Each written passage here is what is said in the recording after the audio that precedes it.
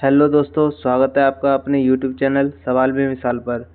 दोस्तों आज हम परसेंटेज की क्लास नंबर 4 करने वाले हैं। इसमें आज हम एक नया टाइप करने वाले हैं दोस्तों। जिस अंदाज में हमने कल ख़त्म की थी क्लास, उसी अंदाज में आज हम शुरू करने वाले हैं।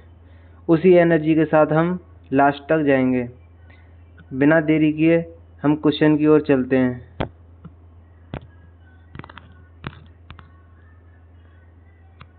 दोस्तों क्वेश्चन कराने से पहले मैं कुछ फॉर्मूले बता रहा हूँ, वो आपको याद करने पड़ेंगे।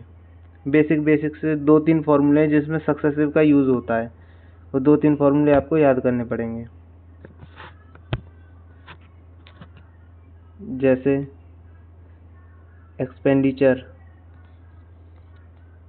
बराबर प्राइस इनटू कंजप्शन। दोस्तों एक्सपेंडिचर हमारा खर्चा होता है, प्राइस हमारा कीमत होता है, कंजप्शन हमारा खपत होता है। अगर दोस्तों हमारा एक्सपेंडिचर अगर सेम है, अगर हमारा एक्सपेंडिचर नहीं बदलेगा, क्वेश्चन में अगर बोला कि हमारा एक्सपेंडिचर पहले जितना ही रहे, तो हमारा ये एक दूसरे के उल्टे होते हैं। प्राइस और कंजप्शन इनका अनुपात, प्राइस और कंजप्शन का अनुपात हमारा उल्टा हो जाता है। अगर प्राइस अगर सेम रहे तो बचे इन दोनों का अनुपात सेम रहता है। या फिर मैं बोलूँ अगर ये हमारा सेम रहे कंजप्शन, तो इन दोनों का अनुपात हमारा सेम रहता है। अगर हमारा एक्सपेंडिचर अगर सेम रहे, खर्चा अगर हमारा नहीं बदल रहा है, तो इन दोनों का अनुपात हमारा एक दूसरे का उल्टा हो जाता है। हम एक एग्जाम्पल की तरफ देखते हैं, एग्जाम्पल करते हैं, उससे आपके थोड़ा ज़्यादा क्रिस्टल क्लियर हो जाएगा। जैसे अगर हमारा एक्सपेंडिचर दे रखा है बराबर, अगर हमारा एक्सपेंडिचर हमें बराबर दे रखा है, एक्सपेंडिचर का अनुपात हमारा 1 है और एक था 1 है, और प्राइस हमको दे रखा है 2:3 दे रखा है, तो हम कंजप्शन कैसे निकालेंगे? कंजप्शन निकालने के लिए प्राइस नीचे आ जाएगा, प्राइस यहाँ आ जाएगा, यानी कि एक्सपेंडिचर में प्राइस से डिवाइड करना पड़ेगा। एक्सपेंडिचर क्या है 1 और प्राइस 2, एक्सपेंडिचर 1 प्राइस 3, ये इधर चला जाएगा तो ये 3 हो जाएगा और ये 2 उधर हो जाएगा तो ये 2 हो जाएगा। यानी कि कंजप्शन आया हमारा 3:2। हमारा हमने बताया था, अगर हमारा एक्सपेंडिचर हमारा सेम है, नहीं बदलेगा, तो प्राइस और कंजप्शन का उल्टा होता है अनुपात। इसका 2-3 था तो इसका 3-2 हो गया। प्राइस का 2-3 था तो कंजप्शन का 3-2 हो गया। हम इतनी नहीं करेंगे कैलकुलेशन। हमको ये पता होना चाहिए कि अगर हमारा एक्सपेंडिचर अगर हमारा नहीं बदलेगा, तो बचे हुए प्राइस और कंजप्शन का अनुपात जो है वो उल्टा होता है। पहला फॉर्मूला तो ये था दोस्तों। दूसरा फॉर्मूला हम वर्क बराबर एफिशिएंसी इनटू टाइम। अगर ऐसे क्वेश्चन जैसे कि किसी भी 2 चीज़ों का मल्टीप्लाई करके तीसरी चीज़ हमको मिल रही है, तो इसमें सेम कंडीशन अप्लाई होती है कि अगर ये वर्क हमारा अगर समान है, नहीं बदल रहा है, तो एफिशिएंसी और टाइम का रेशियो उल्टा होता है। सेम अभी मैंने जो पीछे बताया सेम ऐसा ही होगा। अगर दो चीज़ों का मल्टीप्लाई करके तीसरी चीज़ अगर नई चीज़ मिल रही है हमको, तो फिर इस कंडीशन में ऐसा ही होगा जैसे मैंने बताया है। अब हम क्वेश्चन की तरफ बढ़ते हैं दोस्तों। पहला क्वेश्चन, जनशक्ति में हुई कमी के कारण एक कंपनी में उत्पादन में 12% की कमी आ जाती है। मूल उत्पादन को बहाल करने के लिए काम के घंटों को प्रतिदिन कितना % बढ़ाया जाना चाहिए। तो दोस्तों इसमें मैंने अभी सेम अभी जो बताया था सेम क्वेश्चन है। इसमें उत्पादन को बिल्कुल सेम रख रहा है। इसमें बोल भी रहा है कि मूल उत्पादन को बहाल करने के लिए यानी कि बिल्कुल सेम रखने के लिए काम के घंटों में कितना बढ़ाया जाना चाहिए। अब देखो इसमें 12% की कमी हो रही है। 12% की फ्रैक्शन वैल्यू 3/25 कमी हो रही है। 25 थी तो 22 रह जा रही है, तो इसका रेशियो उल्टा हो जाएगा। मैंने अभी बताया था 22 से 25 हो जाएगा। और कितना बढ़ाएगा? 3 किस पे? अब किस पे बढ़ा रहा है? 3 बढ़ा रहा है इस पे, जिससे बढ़ाते हैं हम उसको अपॉन में लिखते हैं, क्योंकि कंपैरिजन यहाँ 22 से हो रहा है तो 22 अपॉन में लिख देंगे। और यहाँ से हम फ्रैक्शन देखेंगे, लगभग अप्रॉक्सीमेशन फ्रैक्शन देखेंगे। तो हमारा यहाँ अगर परसेंटेज में निकालने के लिए 100% से मल्टीप्लाई, अगर मैं थोड़ी देर के लिए यहाँ 22 को 21 मान लूँ, मैं ज़्यादा से डिवाइड करना था, मैं कम से कर रहा हूँ। कम से करने का मतलब हमारा आंसर अब ज़्यादा आने वाला है, और आना चाहिए कम और आ रहा है ज़्यादा। ये एक बार, ये 21 है तो ये 7 बार। 1/7 हमारी 14.5% अप्रोक्स 14.5% के आसपास होती है। तो हमारा अब आ रहा है 14.5% के आसपास, लेकिन उससे हमारा कम होना चाहिए, थोड़ा सा कम होना चाहिए।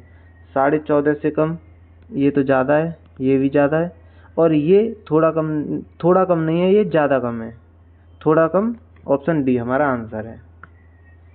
अगले क्वेश्चन की तरफ बढ़ते हैं।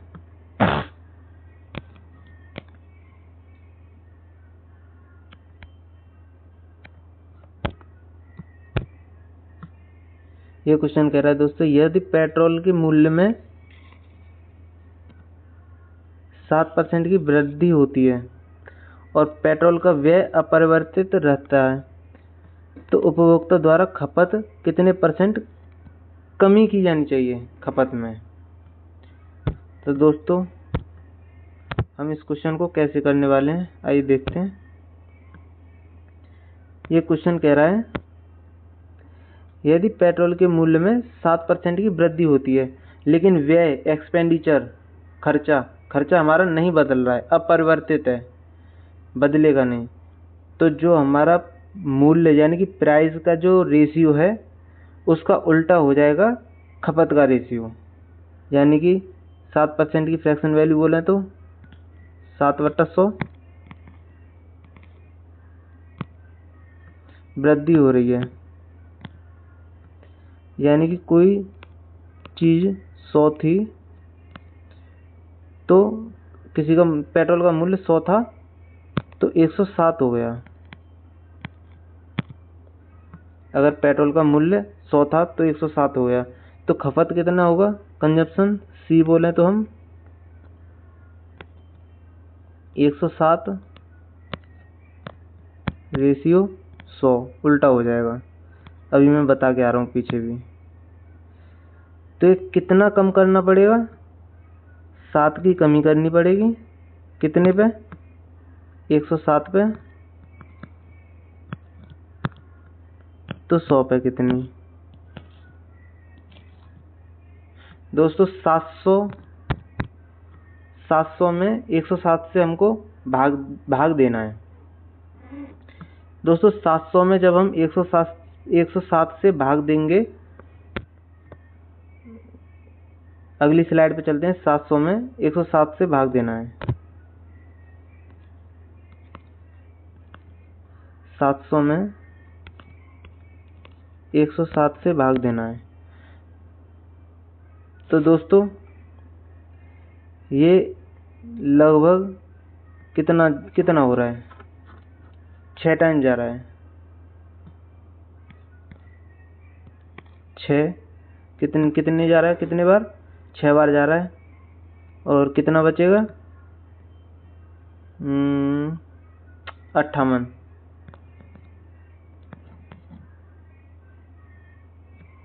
अपॉन 107। ये हमारा आंसर हो जाएगा 6 सही 58 बट्टा 107। 6 सही 58 बट्टा 107 ऑप्शन सी। लेकिन हम एक और तरीके से इस क्वेश्चन को करने वाले हैं। वो क्या अप्रोच होगा, ये हमारा एग्जाम में करने वाला अप्रोच नहीं है, ये तो हमारा कैलकुलेशन को बढ़ा रहा है। हमारी जितनी भी एग्जाम देने वाली भीड़ है, अगर आता तो ये तरीका सबको आता है, लेकिन क्या होता है कि सभी बेसिक से इसी तरीके से बनाते हैं इस क्वेश्चन को। लेकिन हम किस तरीके से बनाने वाले हैं, 7% की वृद्धि हो रही है, तो 7% की वृद्धि का मतलब 100 से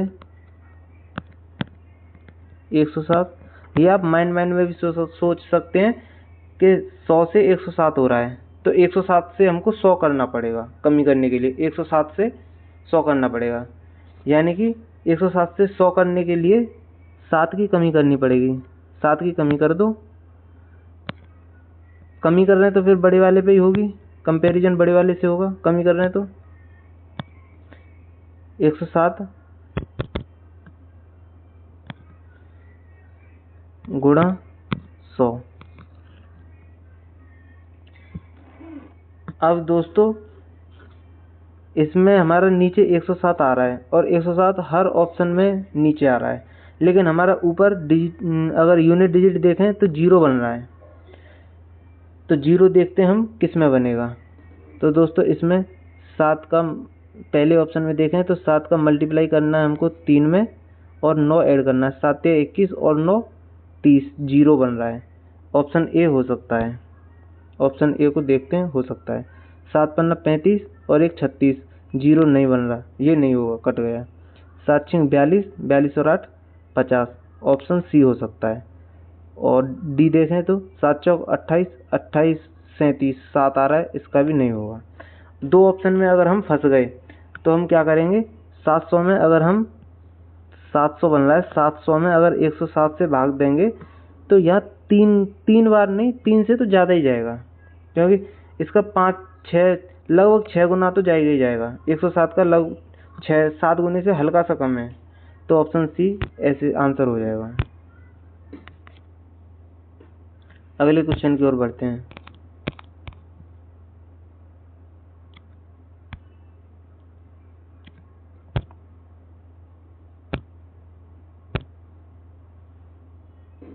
जब चावल की कीमत में 25% की वृद्धि होती है तो एक व्यक्ति चावल पर अपने व्यय में केवल 15% की वृद्धि करता है।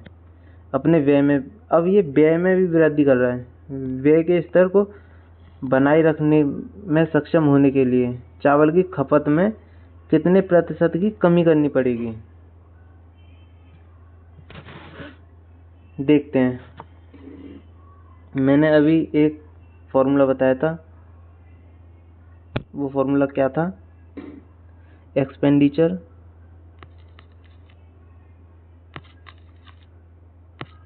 बराबर प्राइस इनटू कंजप्शन। प्राइस बोल रहा है 25% की फ्रैक्शन वैल्यू 1/4, अगर 4 था तो 5 हो गया। अगर हम एक्सपेंडिचर बोलें तो 15% की फ्रैक्शन वैल्यू 3/20, 20 थी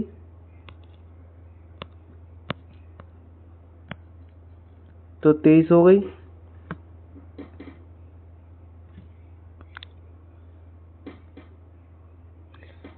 और अगर हम कंजप्शन की बात करें तो कंजप्शन फॉर्मूला मैंने बताया था अभी थोड़ी देर पहले दोस्तों, एक्सपेंडिचर बराबर price into consumption.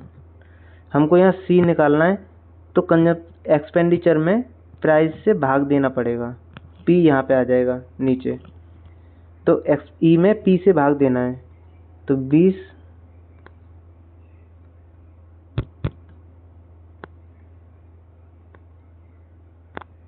Upon 4 ratio, यहाँ हो जाएगा 23 अपॉन 5। यहाँ से ये कटेगा 4 से ये 5 बार, ये 5 इधर जाएगा तो मल्टीप्लाई हो जाएगा 5 25, ये रेशियो आ जाएगा 25:23। सी का रेशियो आ रहा है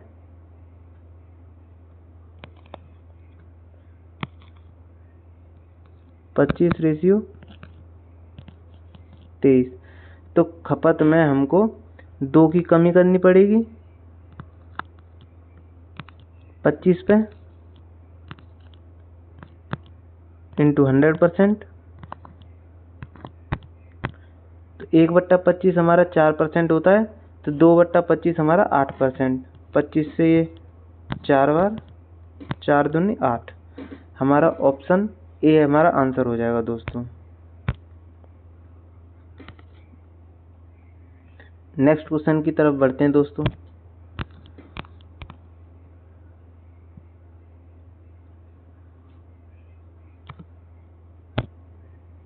ये क्वेश्चन बोल रहा है प्रति किलोग्राम टमाटर की कीमत में 300% की वृद्धि हुई। एक गृहिणी टमाटर की खपत में 70% की कमी करती है। टमाटर पर उसका खर्च कितने प्रतिशत बढ़ता या घटता है। दोस्तों हम इसे, मैंने अभी बोला भी था कि अगर कल भी बोला था, किन्हीं भी 2 चीज़ों का मल्टीप्लाई करके तीसरी चीज़ अगर हमको मिल रही है तो उसमें सक्सेसिव भी लगा सकते हैं। वो फॉर्मूला बताया था मैंने a+b+ab/100 वाला, उससे भी हम आंसर निकाल सकते हैं। और अभी जो मैंने बताया है फॉर्मूला E = P/C रेशियो से भी हम इस क्वेश्चन को कर सकते हैं। आइए दोनों तरीके से हम क्वेश्चन को देखेंगे, कैसे हम इस क्वेश्चन को कर सकते हैं दोनों तरीके से। 300% की फ्रैक्शन वैल्यू बोल लें तो 3/1। प्राइस में अगर 1 था तो 3 बढ़ के 4 हो जा रहा है। 3/1 होती है 300% की। अगर 1 था तो 3 बढ़ गया 4 हो गया। अगर हम खपत की बात करें तो 70% की फ्रैक्शन वैल्यू हमारी हो गई 7/10। कंजप्शन सी, अगर 10 थी तो 7 घट के 3 रह गई। एक्सपेंडिचर कैसे निकालेंगे दोस्तों। P/C प्राइस इंटू कंजप्शन बराबर एक्सपेंडिचर होता है, इन दोनों का गुणा करना पड़ेगा। 10 एकम 10 रेशियो 4/12। कितने की वृद्धि करनी होगी, 2 की वृद्धि करनी होगी कितने पे, 10 पे। तो 100 पे कितना, 1 0 से 1 0 खत्म, 10 दूनी 20। हमारा 20% आंसर हो जाएगा दोस्तों। 20% का इंक्रीमेंट। दोस्तों इसको हम एक तरीके से और कर सकते हैं, वो हम सीधा सक्सेसिव वाला फॉर्मूला लगा के। आइए वो भी देखते हैं एक बार। a+b मैंने बोला था 300 की वृद्धि हो रही है, 300 माइनस ये कमी हो रही है 70 की, माइनस, क्योंकि कोष्टक से बाहर अगर निकल के आएगा तो माइनस ही आएगा। चलो फिर भी बता देता हूँ एक बार। प्लस यहाँ 300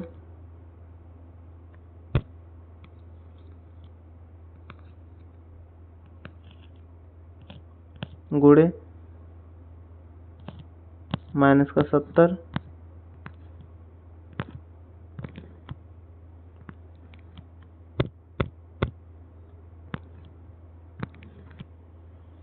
अपॉन 100। 2 0 से 2 0 खत्म, यहाँ बचेगा 7×21।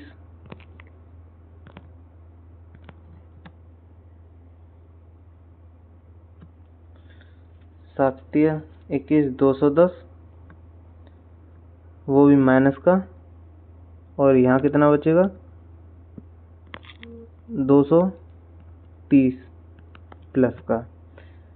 230 में से 210 अगर हम घटाएंगे तो 20% आएगा प्लस का, 20 आएगा प्लस का। यही हमारा प्लस का चिन्ह दिखा रहा है, इंक्रीमेंट हो रहा है। 20 का इंक्रीमेंट हो रहा है। ऑप्शन डी हमारा आंसर हो जाएगा। दोस्तों आगे बढ़ते हैं।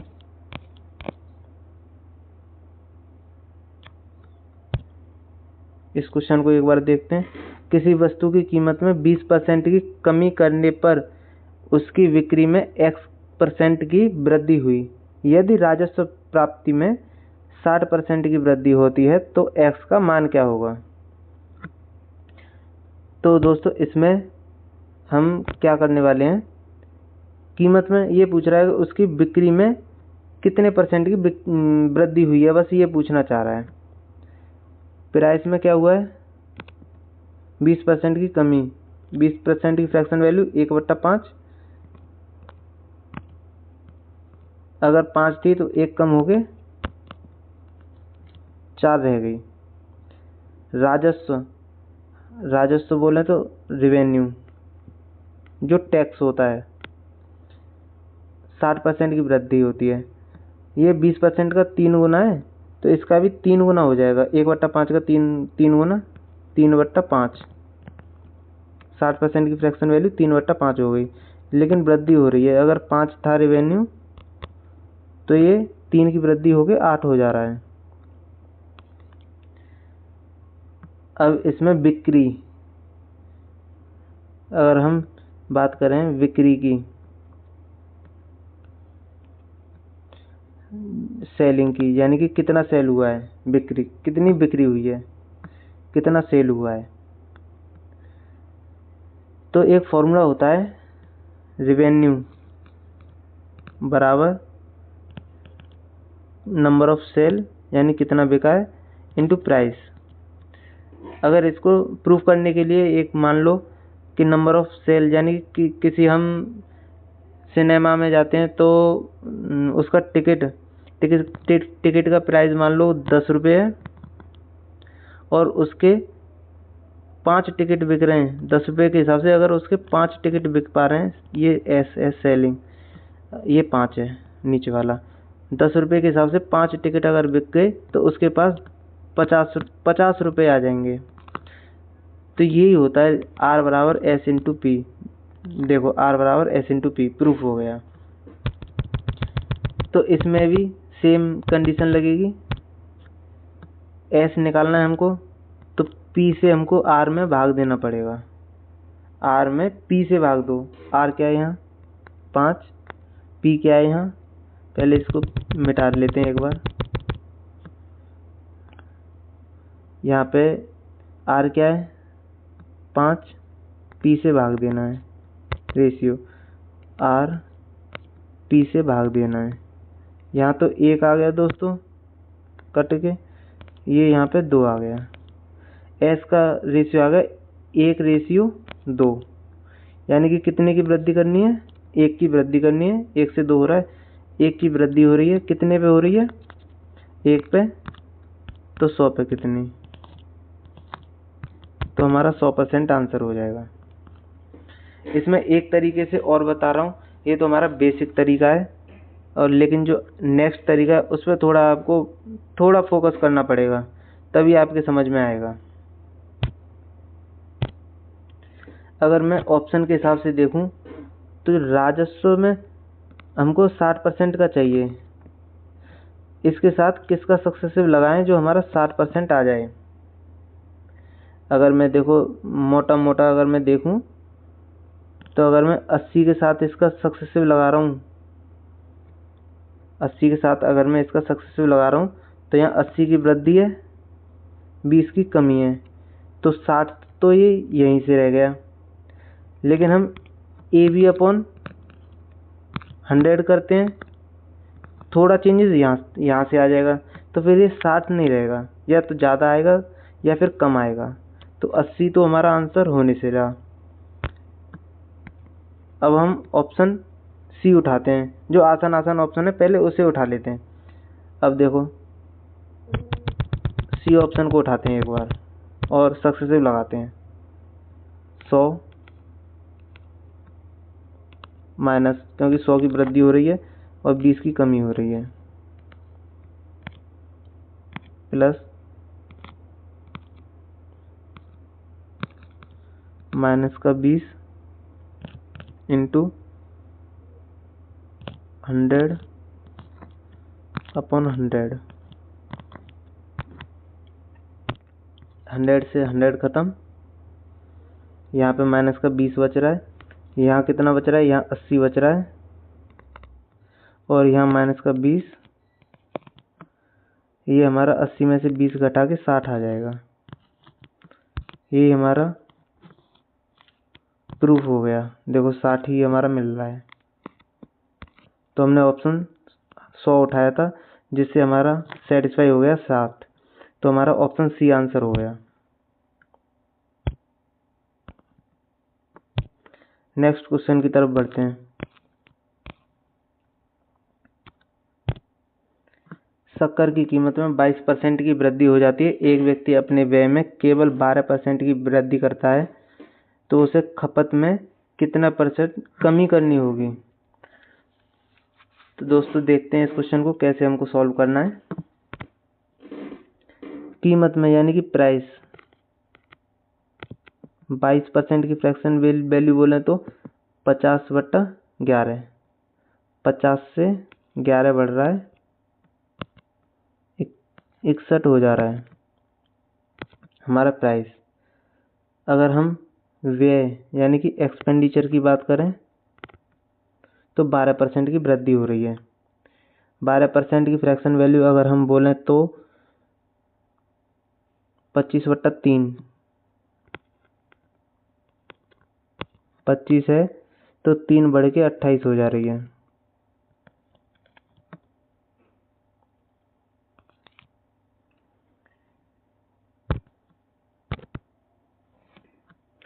दोस्तों हमको सी निकालना है, कंजप्शन।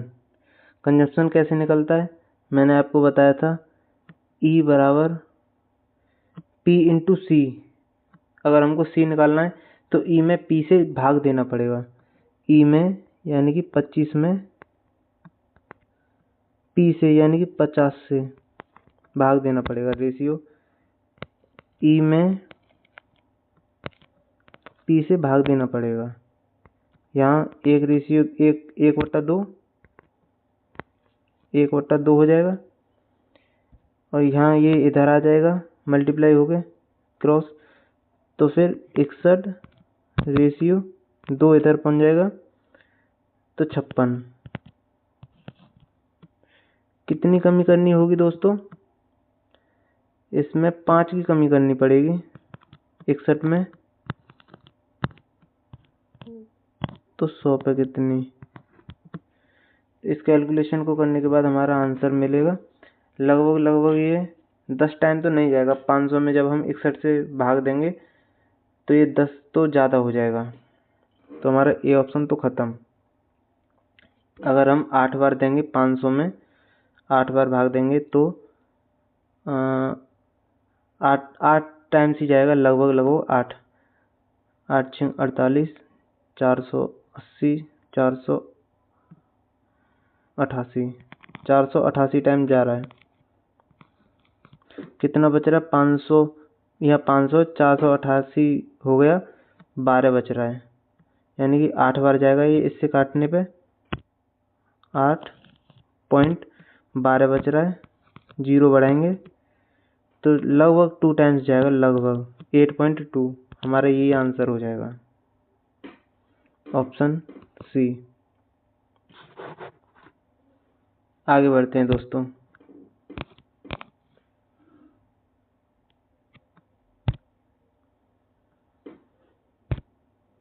ये क्वेश्चन कह रहा है, जब चीनी की कीमत में 28% की वृद्धि हुई तो एक परिवार ने प्रति महीने इसकी खपत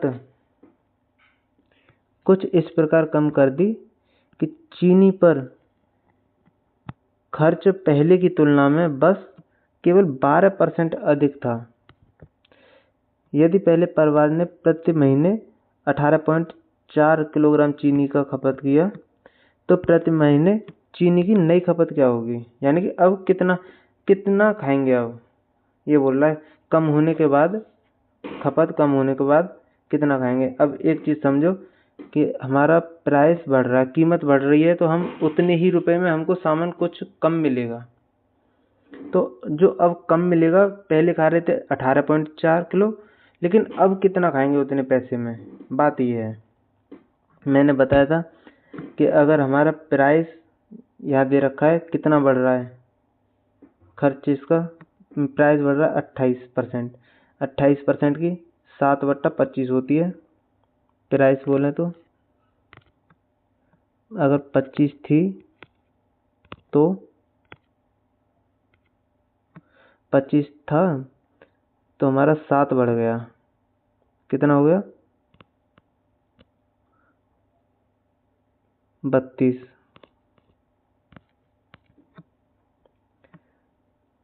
और खर्च, अगर हम खर्च की बात करें, एक्सपेंडिचर 12% अधिक था, यानी कि 12% की फ्रैक्शन वैल्यू 3/25, 25 से 28 था।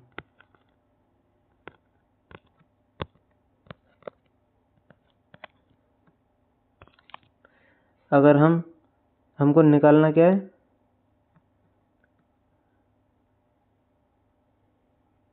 खपत, कंजप्शन निकालना है। कंजप्शन कैसे निकालेंगे, ई में पी से डिवाइड करके। ई 25 है, पी हमारा 25 है, तो 1 आ जाएगा डिवाइड करके, ये आ जाएगा 28/32। 4 से 7 बार, 4 से 8 बार, और ये 8 इधर मल्टीप्लाई हो जाएगा, तो ये हो जाएगा 8/7। हमारा सी आ जाएगा 8/7। पहले वो कितना खा रहा था, 8, अब कितना खा रहा है 7। 8 की वैल्यू हमको दे रखी है 18.4, तो 7 की निकालनी है। 8 की वैल्यू 18.4 दे रखी है, तो 1 की वैल्यू हो जाएगी 18.4/8।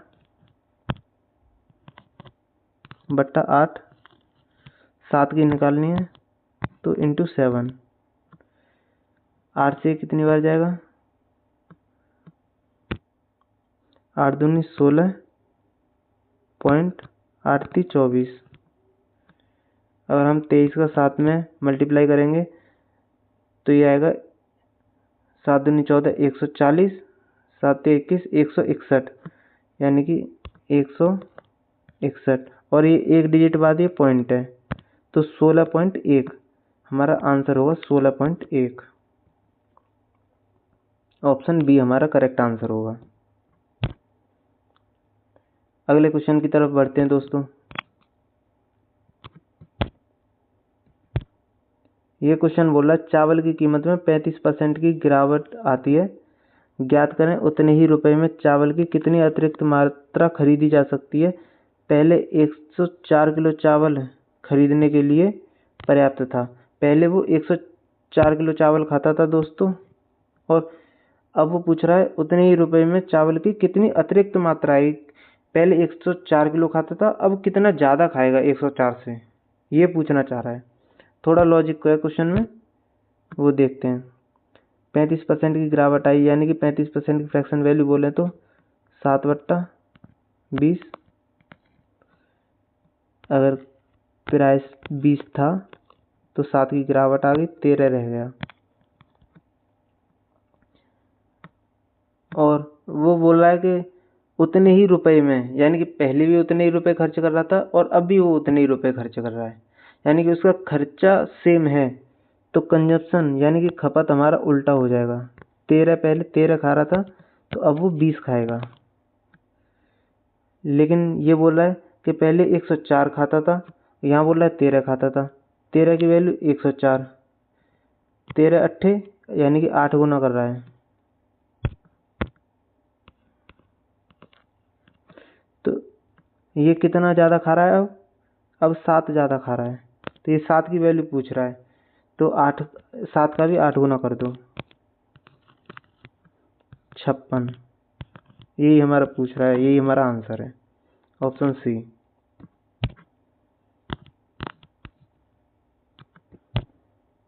इस क्वेश्चन को देखते हैं। केलों के मूल्य में 20% की कमी हुई। तो ग्राहक 80 में 6 और केले खरीद सकता है, यानी कि 6 केले और खरीद सकता है 80 रुपये में। यानी कि पहले भी 80 रुपये खर्च कर रहा था, अब भी वो दुकानदार को जाके 80 रुपये ही दे रहा है वो, लेकिन 6 केले एक्स्ट्रा ले रहा है 80 में। खर्चा तो 80 रुपये ही है उसका, खर्चा तो हमारा नहीं बदल रहा है।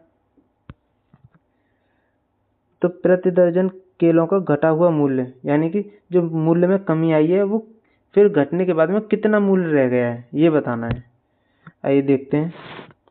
प्राइस में आई है मूल्य में 20% की कमी। 20% की फ्रैक्शन वैल्यू 1/5। अगर 5 था मूल्य तो हमारा 4 हो गया। अब अगर हमारा खर्चा 80 का 80 है तो हमारा खपत कंजप्शन इसका उल्टा हो जाएगा। पहले 4 खा रहा था तो अब वो 5 खाएगा, क्योंकि प्राइस कम हो गए, मूल्य किसी चीज़ का मूल्य कम हो गया है तो उतने ही रुपए में हमको कुछ चीज़ ज़्यादा मिलेगी। तो अब पहले वो 4 खा रहा था, अब वो 5 खाएगा। कितना ज़्यादा खा रहा है अब? एक ज़्यादा मिल रहा है उसे। उस क्वेश्चन में बोल रहा है कि 6 ज़्यादा मिल रहा है। क्वेश्चन में बोल रहा है 6 और केले मिले, एक की वैल्यू 6, एक यूनिट की वैल्यू 6। तो अब वो क्या बोल रहा है कि घटा हुआ मूल्य बताना है। तो फिर घटने के बाद में वो कितना खा रहा है?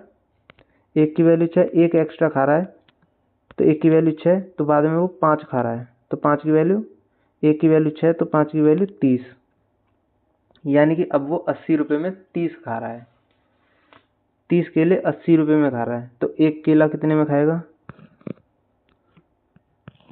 30 केले 80 रुपये में, तो एक केला 80 में 30 का भाग दे देंगे। लेकिन वो बोल रहा है प्रति दर्जन, यानी कि 12 की वैल्यू पूछ रहा है। 0 से 0, 3 से ये 4 बार, 8 चौके 32। हमारा ऑप्शन ए आंसर हो जाएगा दोस्तों। Next question. दोस्तों आज इतने ही क्वेश्चन है बस। ये सारे क्वेश्चन किसी न किसी परीक्षा में पूछे गए हैं। ये हमारा सीजीएल प्रीलिम्स में पूछा गया है। ये हमारा क्वेश्चन पूछा गया है, लेकिन मेंशन करना ध्यान नहीं रहा है दोस्तों इसमें। ये हमारा सीपीओ में पूछा गया है, CGL prelims, CGL prelims 2024, phase 9 2022। Delhi police constable में पूछा गया क्वेश्चन है ये वाला। सारे क्वेश्चन किसी न किसी परीक्षा में पूछे गए हैं दोस्तों वीडियो अगर अच्छी लगी हो तो चैनल को सब्सक्राइब कर लें, वीडियो को लाइक कर दें और शेयर करें ज़्यादा से ज़्यादा, और बेल आइकन प्रेस कर लें ताकि वीडियो की नोटिफिकेशन आपके पास तक आए।